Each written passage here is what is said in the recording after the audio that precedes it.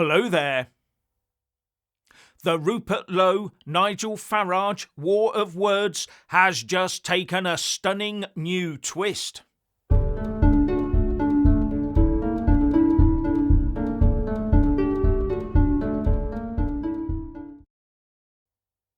The allegations made by the Reform UK chairman Mohammed Zia Yusuf to the police that his fellow MP Rupert Lowe threatened him with violence have been dismissed by the Met Police, and the investigation has been dropped.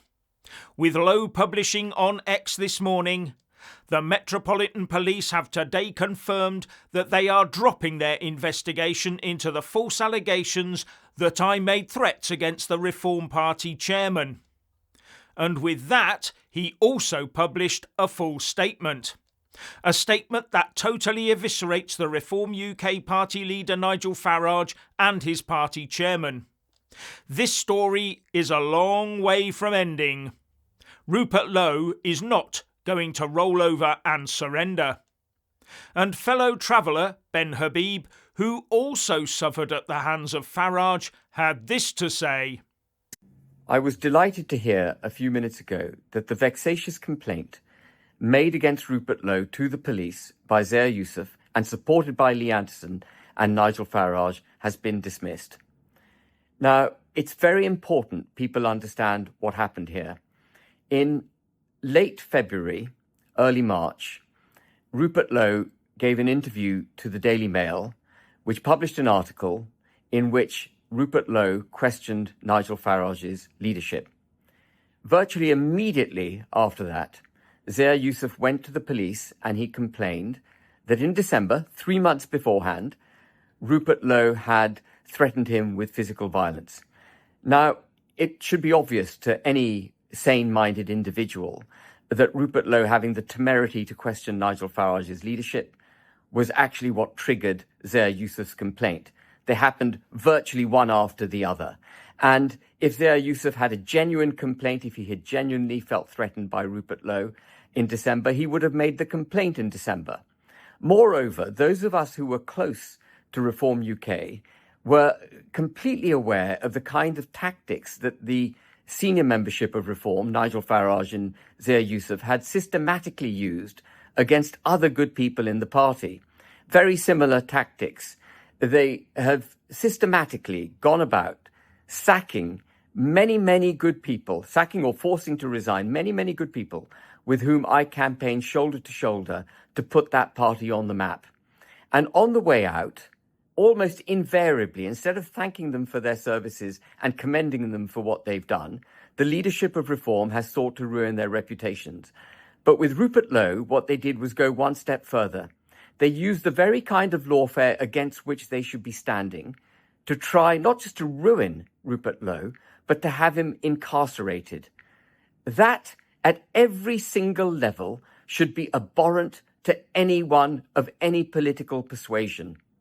But it should be particularly concerning for those of us who had put our hopes in Reform, because if this party and its leadership does not have a moral compass and does not have a political philosophy that's built on integrity, it cannot be trusted in any shape or form to deliver this country from the very dangerous position in which this country now finds itself, in part put there by the kind of lawfare that they tried to use against Rupert Lowe. This country needs an honest, decent, pro-British political force which is actually going to act with integrity, without fear, without favour, and deliver for this country. That cannot be Reform UK under the leadership of Zia Yusuf and Nigel Farage. A new political force is needed. Watch this space. Now, Lowe starts his statement by saying, "This was not normal political infighting. It was a sinister attempt to weaponise the criminal justice system against me, putting not just my political future, but my liberty at risk. All because I dared to raise constructive criticisms of Nigel Farage, stood firm on deporting illegal migrants, and pushed for reform to be run democratically, not as a vehicle to stroke one man's ego." Now you do have to ask yourself, surely Yusuf had really credible evidence against Lowe when he made such an accusation. Surely he knew the danger he was putting himself in without providing such evidence. And surely Lowe will now be sharpening his metaphorical lawsuit pencil. And will Yusuf now be forced to resign from his chairmanship of Reform UK?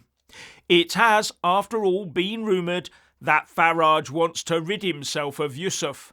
Maybe this is now his chance to get him to stand down. And Farage did look rather relaxed and jovial during Prime Minister's questions this lunchtime. Anyway, Lowe went on to say, how did Reform respond? With a brutal smear campaign for the sin of asking legitimate questions about the party's direction, policies and leadership. I was vilified and targeted. And all those who initially called Lowe all sorts of derogatory names for rocking the Reform UK boat may now want to reappraise their position. Then Lowe really laid into his former senior Reform UK comrade. But before I read out what he said, bear in mind Rupert Lowe is a very successful businessman in his own right, and would therefore, I think, be able to spot 99% of liars and chancers before going into business with someone. So it must pain him greatly to effectively admit he believes he was fooled, saying, I am ashamed to have shared a parliamentary platform with them, ashamed to have trusted them, ashamed to have called them friends. Farage is no leader. He is a coward and a viper. I feel deeply embarrassed that I ever thought he was the man to lead. He's not holding back here, is he? But then Lowe really lays the boot in. It's my view that the police process was weaponised to silence a party colleague who raised reasonable concerns. If Farage were ever to control the vast power of the British state, I believe he would not hesitate to do to his adversaries what they have tried to do to me. With real power, I fear he would wield that immense responsibility to crush dissent, as he has done time and again over the years. And that may well resonate with anyone who's been on the receiving end of Nigel Farage's attention in years gone by. Those like Ben Habib.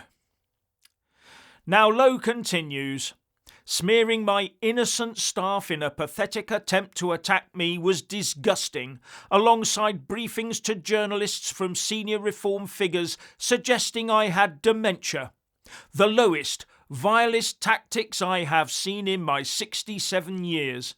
They are not fit to lead. They are not fit to be MPs.